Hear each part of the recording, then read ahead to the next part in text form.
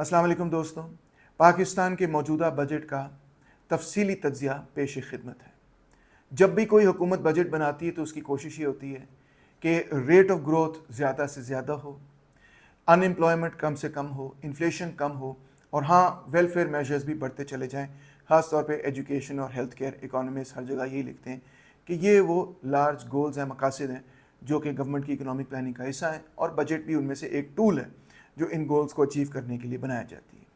मगर जब हम देखेंगे बजट को तो हमें ये नज़र आएगा कि हुकूमत इन मकासद को अचीव करने में कामयाब नहीं होगी। हुकूमत की दर हकीकत तवज्जो और इकोनॉमिस्ट की तवज्जो सिर्फ और सिर्फ एक चीज़ पर है और वो ये कि IMF ने जो कंडीशंस पैदा की हैं या लगाई हैं हम पर, उनको पूरा करना है। वो कंडीशन ये है कि आपने फिस्कल सरप्लस शो करना है, यानी कि आप अपने बजट को ग्रो नहीं कर सकते, आप रेवेन्यू को ग्रो करें और एक्सपेंडिचर्स को कर्टेल करें। अब जबकि रियल टर्म्स में बजट वहीं पर खड़ा है, मिसाल के तौर पे लास्ट ईयर का बजट था 17.57 ट्रिलियन, इस साल का बजट है 18.77 ट्रिलियन। इसका मतलब है अगरचे नॉमिनल टर्म्स में रुपए के हिसाब से बजट में 6.8% इजाफा हुआ है, मगर रियल टर्म्स में क्योंकि पिछले साल इन्फ्लेशन रेट भी 6.7% था, तो रियल टर्म्स में बजट वहीं का वहीं खड़ा है। जितनी फीसद बजट पिछले साल था, यानी कि कुल GDP का जितने फीसद बजट पिछले साल था, तकरीबन उतने फीसद बजट ही इस साल भी होगा। अगरचे बजट रियल टर्म्स में तो उतना ही है, मगर उसमें जो एलोकेशन है उसमें एक वाज़ेह तब्दीली नज़र आ रही है। सबसे पहले तो ये कि कौन से इदारे को कितने पैसे मिल रहे हैं, इसमें तब्दीली वाज़ेह नज़र आ रही है। डिफेंस स्पेंडिंग बढ़ा दी गई है, 18% से बढ़ा दी गई है। इस वक्त जो ऑफिशियल डिफेंस स्पेंडिंग है वो ₹3 ट्रिलियन है, मगर बहुत सारे डिफेंस पे अखराजात कुछ ऐसी मद में भी हो रहे हैं जो कि डायरेक्टली डिफेंस स्पेंडिंग के अंडर नहीं आती। मिसाल के तौर पे हुकूमत पाकिस्तान ने कहा है कि हम 1 ट्रिलियन अपनी स्ट्रेटेजिक नीड्स के लिए रिजर्व कर रहे हैं, जो कि डिफेंस पर भी इस्तेमाल होंगी। और इसके साथ साथ पेंशन्स जो कि डिफेंस के पर्सनल को दी जाती हैं वो हैं 822 billion rupees out of 1.17 trillion. यानी अगर कुल हुकूमत की पेंशन्स का खर्चा है 1.17 ट्रिलियन, तो उसमें से मेजॉरिटी खर्चा 822 बिलियन उन लोगों के पास जाता है जो कि डिफेंस रिलेटेड डिपार्टमेंट्स में सर्व करते हैं, उनकी पेंशन्स में जाता है। अगर हम इन तीनों एक्सपेंडिचर्स को मिला लें, यानी 3 ट्रिलियन जो कि ऑफिशियल डिफेंस बजट है, 1 ट्रिलियन जो कि हुकूमत ने स्ट्रेटेजिक नीड्स के लिए विड्रॉ कर लिया और उनका ये कहना है कि हाँ ये डिफेंस पर भी इस्तेमाल होगा, और 0.822 ट्रिलियन यानी बेसिकली 822 बिलियन जो कि डिफेंस की पर्सनल की पेंशन्स में इस्तेमाल होता है, तो एक्चुअली ये आता है टोटल 4.82 ट्रिलियन पे जो कि बेसिकली खर्च होता है डिफेंस और डिफेंस रिलेटेड एक्सपेंडिचर्स पे। ये खासा बड़ा एक्सपेंडिचर है, इसमें कोई शक नहीं। इसी तरह डेट रिसर्विसिंग पर भी एक्सपेंडिचर 16% से बढ़ गया है। पिछले साल हमने इस पर 6.94 ट्रिलियन खर्च किया था, इस साल हमें इस पर 8 ट्रिलियन से ज़्यादा खर्च करना होगा। इसका मतलब है डेट और डिफेंस को अगर आप ऐड कर लें तो ये 12.87 ट्रिलियन रुपीस पर आ जाता है 18.77 ट्रिलियन में से। यानी कि आप ये कह लें कि 68% आपका बजट या तो चला जाता है आपकी डेट रिसर्विसिंग पे या चला जाता है डिफेंस पे, अगरचे डिफेंस के अंदर कुछ डिफरेंट जिसको कहना चाहिए हेड्स हैं, मगर इनडायरेक्टली वो फौज के किसी ना किसी हवाले पर ही खर्च होता है। इसका मतलब है कि 31.4% बजट आपके पास बचता है, यानी सिर्फ 5.9 ट्रिलियन रुपए बचते हैं आपके पास जो कि मुख्तलिफ और चीज़ों पर खर्च होंगे। इसमें से 1.09 ट्रिलियन खर्च होता है सब्सिडीज़ पर। अब आप सोचेंगे कि ये सब्सिडीज़ तो गरीबों के लिए होगी, तो आपके लिए इत्तला है कि इसमें से यानी 1.09 ट्रिलियन में से 830 बिलियन रुपए, यानी इन सब्सिडी में सबसे बड़ी सब्सिडी जो है वो एनर्जी की सब्सिडी है। इसमें सबसे बड़ा हिस्सा है TDS का। TDS का मतलब है टैरिफ डिफरेंशियल सब्सिडी। ये सब्सिडी अगरचे दी जाती है डिस्कोज को।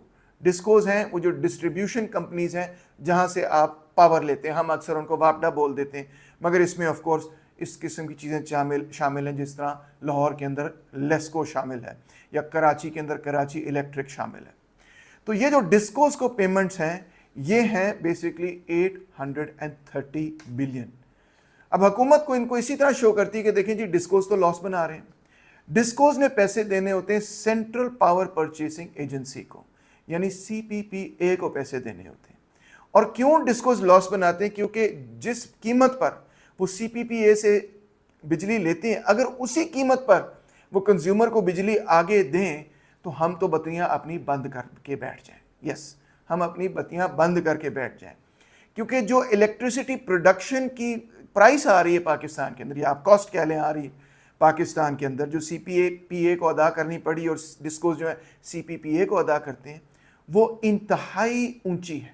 اور اس کے اونچے ہونے کی وجہ ہے کہ ہمارا جو اب پاور جنریشن سسٹم ہے وہ زیادہ تر at least 50% power I P Ps کے ذریعے بناتا ہے، 50% سے زیادہ پاور۔ اور آئی پی پیز کی بجلی ہمارے کانٹریکٹس کی وجہ سے، پروڈکشن کی وجہ سے نہیں، کانٹریکٹس کی وجہ سے انتہائی مہنگی پڑتی ہے۔ اور ان کانٹریکٹس کو آئی ایم ایف ٹس سے مس نہیں ہونے دیتا، اگرچہ حکومت نے کچھ اس میں ریگل روم پیدا کیا ہے، کچھ کانٹریکٹس کو ری نیگوشیٹ کیا ہے۔ یہ جو بجلی کی نجکاری ہے یہ اتنی مہنگی ہے کہ جس کی حد حساب کوئی نہیں۔ صرف کراچی کو ہی لے لیجئے تو کراچی کے اندر حکومت خرچ کرتی 163 بلین روپیز، جو کہ کراچی الیکٹرک کو پے کرنے پڑتے ہیں تاکہ کراچی کے اندر بجلی کی قیمتیں نہ بڑھیں، کیونکہ اگر آئی پی پیز کی قیمتیں جو ہے وہ کنزیومر پر اتار دی جائیں تو کنزیومر کی تو کھال ادھر جائے۔ اس کے علاوہ سرکولر ڈیٹ فنڈ ہے 252 بلین کا، وہ بھی شامل کریں۔ تو اس سے مطلب یہ ہوا کہ جو ٹوٹل سبسڈی ہے 1.09 ٹریلین، اس میں سے 1.08 ٹریلین اس وجہ سے ہے کیونکہ ہماری جو پاور ہے وہ بہت ہی زیادہ مہنگی ہے۔ یس، زیادہ تر سبسڈی جو ہے بیسیکلی آپ کہہ لیں 98% تقریباً سبسڈی ہم فرٹیلائزر اور ان مختلف چیزوں کو نہیں دے رہے، ہم دے رہے ہیں تو پاور کو دے رہے ہیں، مگر آئی ایم ایف ہمیں اس کانٹریکٹ کو توڑنے نہیں دیتی، بار بار ہم پہ پریشر ڈالتی ہے کہ اگر آپ نے یہ کانٹریکٹ توڑ دیا تو جو انویسٹمنٹ کلائمیٹ ہے وہ بڑا خراب ہو جائے گا۔ ویسے کوئی انویسٹمنٹ نہیں آ رہی، مگر بہرحال وہ یہ کہتے رہتے ہیں اور حکومت اس کو نہیں توڑتی۔ یہ سنیے کہ جو ہمارے ساتھ گورنمنٹ نے کانٹریکٹ کیا تھا اس کو توڑنے میں ان کو کوئی مسئلہ نہیں ہے۔ مثال کے طور پہ جن لوگوں کے ساتھ کانٹریکٹ ہوا تھا نیٹ میٹرنگ کا کہ ان سے 21 روپے پہ بجلی خریدی جائے گی، تو حکومت نے اس میں ایک بڑا ہی زبردست طریقہ نکالا ہے کہ کس طرح سے اس کانٹریکٹ سے باہر نکلے۔ انہوں نے کہا ٹھیک ہے ہم 21 روپے پہ بجلی تو خریدیں گے، مگر ہم ایک ڈسٹریبیوشن جنریشن لمٹ لگا دیں گے، ڈی جی لمٹ اس کا نام ہے۔ آپ نے بھی شاید نوٹس کیا ہوگا، میں نے تو نوٹس کیا کہ اس جولائی آپ کا بل خاصا اونچا آیا، میرا بہت اونچا بل آیا، مگر جب میں نے بل کو غور سے دیکھا تو اس میں نظر یہ آیا کہ میں نے اتنی بجلی اگر استعمال کی تھی تو اس سے ڈبل بجلی میں نے بنائی تھی۔ میں نے بجلی کم استعمال کی اور اس سے زیادہ بجلی بنائی اور گرڈ کو واپس دی، مگر گرڈ نے وہ بجلی مجھ سے لے تو لی مگر اس کے پیسے نہیں دیے۔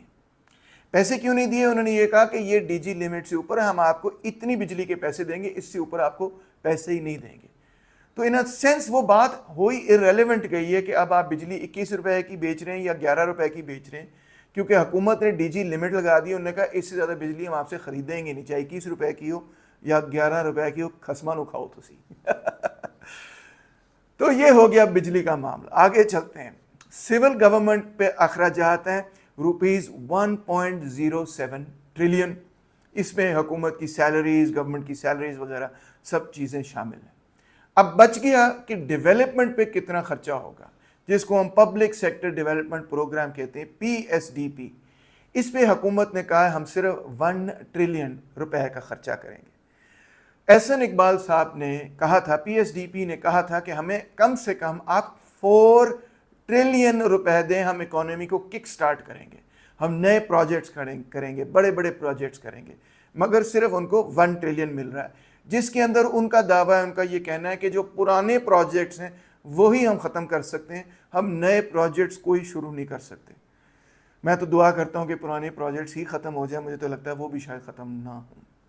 تو یہ ہو گیا جناب عالی ایکسپینڈیچر سائڈ کہ اتنا ہی خرچے ہو رہے ہیں، مگر خرچے اب ڈیٹ پر، ڈیفنس پر زیادہ ہو رہے ہیں، اور اسی طرح انرجی پر بہت زیادہ خرچے، جس کا مطلب یہ کہ باقی تمام چیزوں پر خرچہ کرنے کے لیے ہمارے پاس پیسہ ہی کوئی نہیں بچا، سیدھی بات ہے۔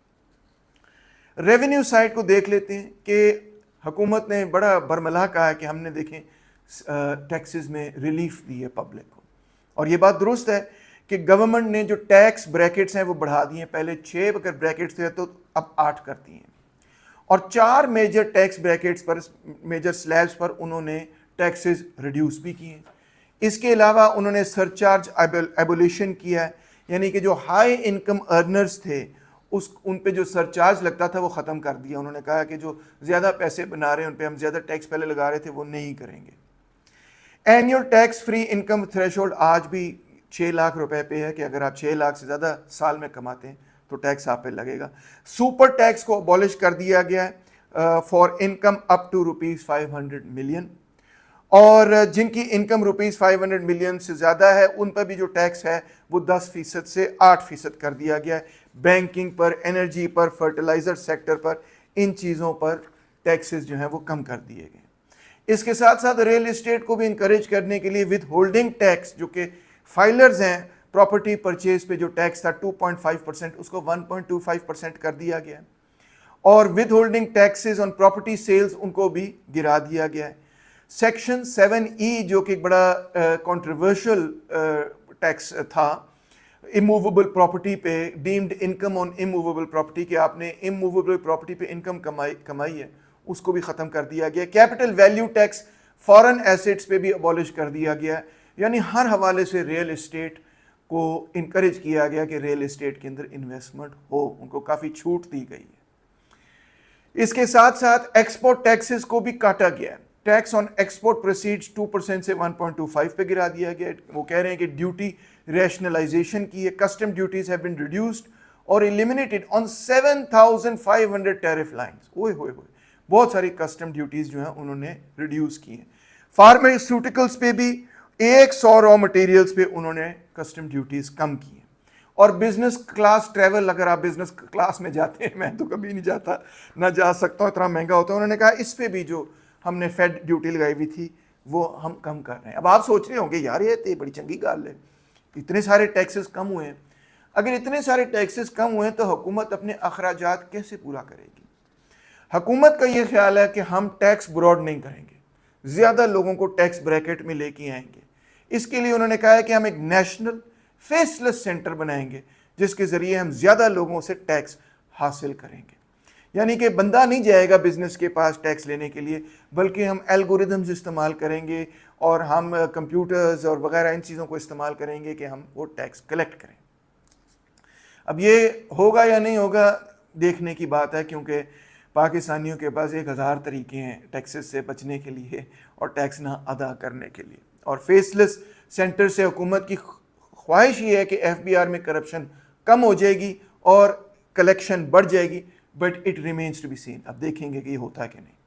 مین وائل حکومت نے یہ کہا کہ ہم 19 additional food and non food items پہ، جس میں شوگر بھی شامل ہے، کنفیکشنری بھی شامل ہے، جوتے بھی شامل ہیں، ہاؤس ہولڈ یوٹینسلز بھی شامل ہیں، اس پہ ہم ٹیکسز بڑھا دیں گے۔ 19 کنزیومر آئٹمس پہ ٹیکسز بڑھا دیے گئے، ان کو 3rd اسکیڈول میں شامل کر دیا گیا۔ ریٹیلرز پہ کہا ہے کہ آپ نے 1% ٹیکس لازمی ادا کرنا ہے، ایون اسمال ریٹیلرز ہو، sales tax up to 200 million including certain sectors, jewellery, luxury brands وغیرہ پہ انہوں نے کہا کہ ہم لازمی ریٹیلر سے ٹیکس اس دفعہ حاصل کریں گے۔ سرکار IT پہ بھی ٹیکس لگ گیا، IT سیکٹر پہ 0.25 فائنل ٹیکس رجیم ہے IT ایکسپورٹ ارننگز پہ۔ مبارک ہو، اگر آپ کانٹینٹ پروڈیوسر ہیں تو آپ پہ بھی 0.25 ٹیکس لاگو ہو گیا۔ اس کے علاوہ سروس سیکٹر، ہوٹلز، کار رینٹلز، پروفیشنل سروسز، لوجسٹکس وغیرہ، ان پر بھی ٹیکس بڑھا دیا گیا 7 سے لے کے 15%۔ مگر سب سے بڑا ٹیکس جو حکومت کما رہی ہے اس وقت وہ ہے PDL، پیٹرولیم ڈیولپمنٹ لیوی۔ حکومت کا یہ خیال ہے کہ اگلے سال ہم اس پہ 1.6 ٹریلین روپے کمانے میں کامیاب ہوں گے۔ آلریڈی اس سال وہ ٹریلین روپے سے زیادہ کما چکے ہیں، اور انفیکٹ حکومت کی تمام ٹیکسز میں اس وقت جو سب سے زیادہ پیسے حکومت کو آ رہے ہیں وہ PDL سے آ رہے ہیں۔ اور حکومت کا یہ خیال ہے کہ اسی کو ہم بڑھائیں گے۔ اب آپ اچھی طرح اندازہ لگا سکتے ہیں کہ پی ڈی ایل کو بڑھانے کا مطلب یہ ہے کہ مہنگائی بڑھ جائے گی، آپ کی ریئل انکم کم ہو جائے گی، اور مزید یہ کہ یہ انڈائریکٹ ٹیکسز بڑھ رہے ہیں، ڈائریکٹ ٹیکسز جو ہیں ان میں خاصی تبدیلی کی گئی۔ انڈائریکٹ ٹیکسز کا مطلب یہ ہے کہ گورنمنٹ کی ٹیکسیشن رجیم اب اور زیادہ ریگریسو ہو گئی ہے، پہلے سے زیادہ ریگریسو ہو گئی۔ غریب اپنی آمدنی کا زیادہ بڑا حصہ حکومت کو دے گا اس بجٹ کے بعد۔ تو سرکار کنکلوژن کیا ہوئی؟ ایکسپینڈیچر سائڈ کو سم اپ کرتے ہیں۔ There is more spending on debt, defence and less spending on development. سیدھی سی بات ہے، ڈیٹ پہ بھی ہم زیادہ خرچے کر رہے ہیں، ڈیٹ ری پیمنٹ پہ، ڈیٹ سروسنگ جس کو ہم کہتے ہیں، اس پہ ہم زیادہ خرچے کر رہے ہیں، اور ڈیفینس پہ بھی ہم زیادہ خرچے کر رہے ہیں، اور رزلٹ یہ ہے کہ ڈیولپمنٹ پہ ہم خرچے نہیں کر پا رہے، ہمارے پاس پیسے ہی نہیں بچے ود ان دا بجٹ کہ ہم ڈیولپمنٹ پہ خرچ کریں۔ بجٹ جو ہے اس پہ جو کنسٹرینٹ ہے، آف کورس اوپر جو لمٹ لگایا ہوا ہے وہ آئی ایم ایف نے اس طرح سے لگایا ہوا ہے کہ آپ نے فسکل سرپلس پیدا کرنا ہے۔ انرجی سیکٹر آج بھی حکومت کو ڈرین کری جا رہا ہے، جو سب سے بڑی سبسڈی حکومت دے رہی ہے وہ انرجی سیکٹر کو دے رہی ہے۔ روز اکانومسٹ یہ کہتے ہیں سبسڈیز ختم کرو، مگر ان کی مراد ہوتی ہے غریبوں پہ سبسڈیز ختم کرو، فرٹیلائزر پہ سبسڈی ختم کر دو، اس پہ سبسڈی، اس پہ سبسڈی ختم کر دو۔ مگر جو انرجی سیکٹر کو سبسڈی دی جا رہی ہے because of the contract with the I P Ps, اس کو ٹھیک کرنے کا اس وقت کوئی نام و نشان فرینکلی نظر نہیں آ رہا۔ اگرچہ میں مانتا ہوں کہ گورنمنٹ نے کچھ فسکل سپیس، کچھ کانٹریکٹ کو رینیگوشیٹ کر کے مینیج کیا، مگر دیکھیں اوور آل جو انڈیپینڈنٹ پاور پروڈیوسرز پالیسی ہے وہ پالیسی اسی طرح سے قائم ہے، اور وہ پالیسی ہی ایکچوئل پرابلم ہے۔ انڈیپینڈنٹ پاور پروڈیوسرز پرابلم نہیں ہے، پالیسی از دا پرابلم۔ اس کو جب تک چینج نہیں کیا جائے گا تو مجھے نہیں نظر آتا کہ اس پالیسی کے فریم ورک کے اندر رہتے ہوئے ہم یہ جو انرجی سیکٹر پر ڈرین ہے اس کو روک سکیں گے۔ حکومت نے یہی سوچا ہے کہ اگر انرجی سیکٹر پہ ہمیں 800 بلین روپے دینے پڑتے ہیں، تقریباً 1 ٹریلین روپے دینے پڑتے ہیں، تو پھر ہم نے فورس کرنا کنزیومر کو کہ وہ ہمیں یہ پیسے دے، اور وہ فورس اسی طرح سے کریں گے کہ ڈی جی لمٹ لگا دیا انہوں نے کہ اس سے زیادہ ہم آپ سے نیٹ میٹرنگ میں پیسے نہیں لیں گے، تو آپ جو ہے اب واپڈا سے بجلی لینے پر مجبور ہی ہوں گے، یا تو آپ ٹوٹلی بیٹری پر چلیں، یا جو کہ مشکل ہے فرینکلی کیونکہ بیٹریاں جو ہیں وہ 3-4 گھنٹے سے آگے تو چلتی نہیں ہیں، تو یا پھر آپ جو ہیں وہ اتنی پیسے جو ہیں وہ واپڈا کو دیں، واپڈا کو کہہ رہا ہوں مطلب لیسکو کو دیں، ڈسکوز کو دیں اینڈ سو آن، گریڈ کو دیں۔ جو پی ایس ڈی پی ہے جو کہ مین میتھڈ ہے جس کے ذریعے پبلک سیکٹر کے تھرو گورنمنٹ اکانومی کو سٹیمولیٹ کرتی ہے۔ اگر آپ نے کینزین اکنامکس پڑھی ہے تو آپ کو پتہ ہوگا، میکرو اکنامکس پڑھی ہے تو آپ کو پتہ ہوگا کہ جب پرائیویٹ انویسٹمنٹ نیچے جا رہی ہوتی ہے تو گورنمنٹ پبلک انویسٹمنٹ اس کی جگہ آ کے تو اکانومی کو سٹیمولیٹ کر سکتی ہے، مگر ایسا پاکستان میں آپ کو بتا چکا ہوں نہیں ہو رہا اور ناممکن ہے۔ اس وقت پی ایس ڈی پی کو صرف 1 ٹریلین ملے ہیں، اور عین ممکن ہے کہ اگر منی بجٹ آیا تو یہ بھی اس میں بھی کمی آ جائے گی۔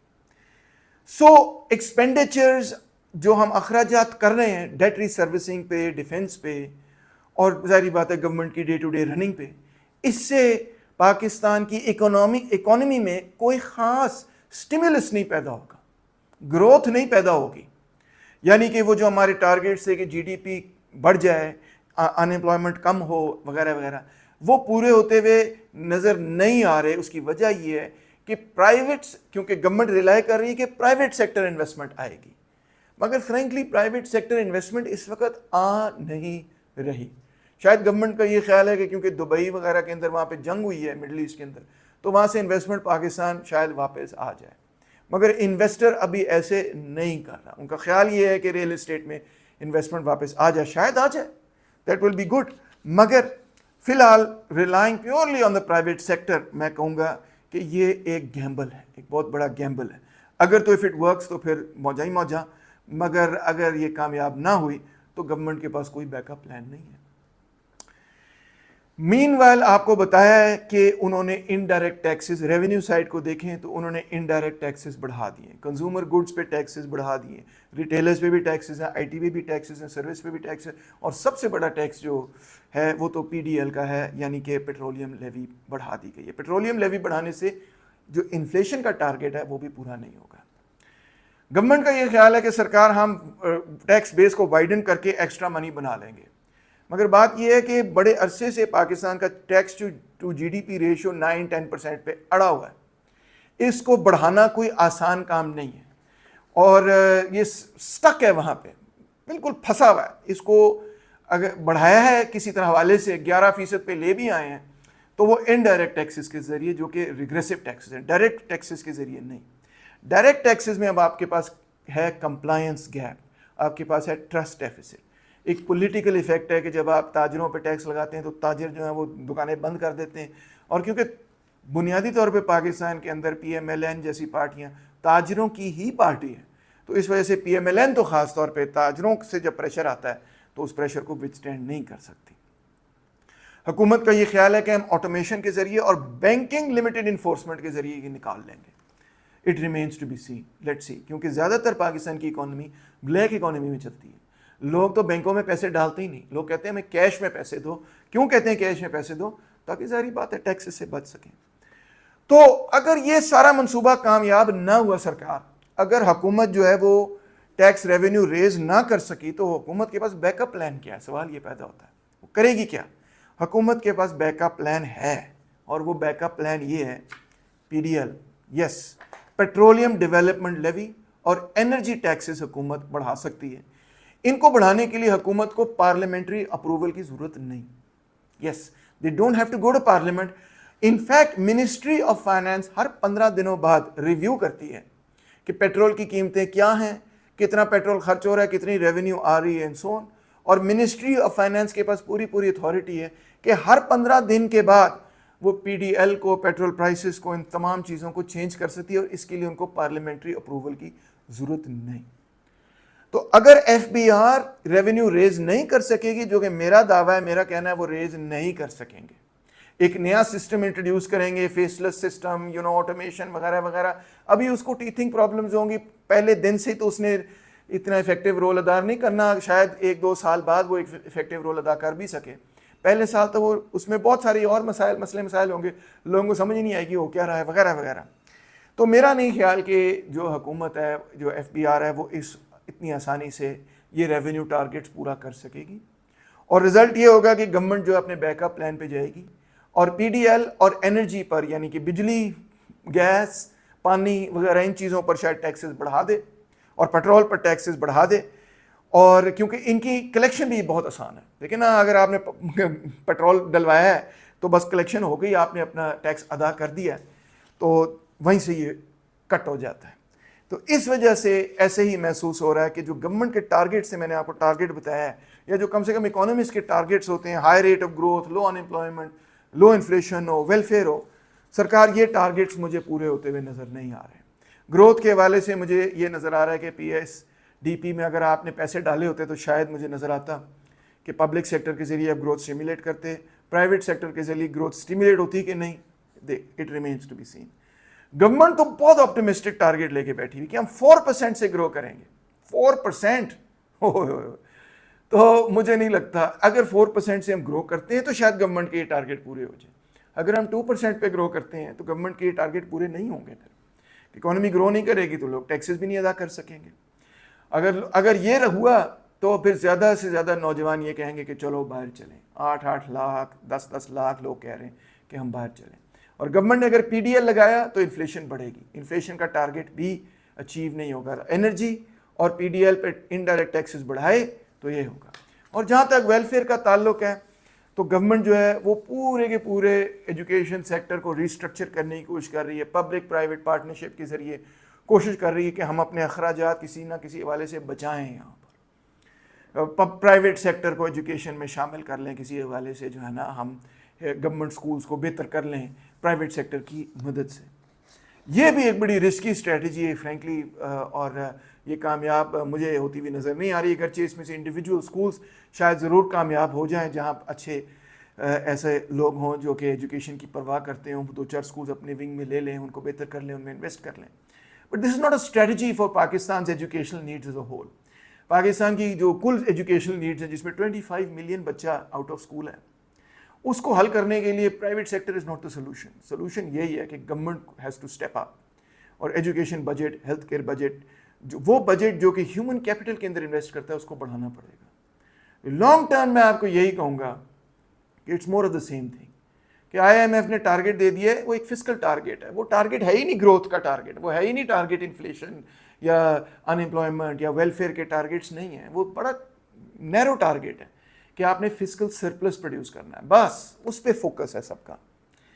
جو اصل فوکس ہونا چاہیے پاکستان کا وہ یہ ہے کہ پاکستان کے عوام کے اندر انویسٹمنٹ پچھلے 70-80 سالوں سے نہیں ہو رہی, سیدھی بات ہے.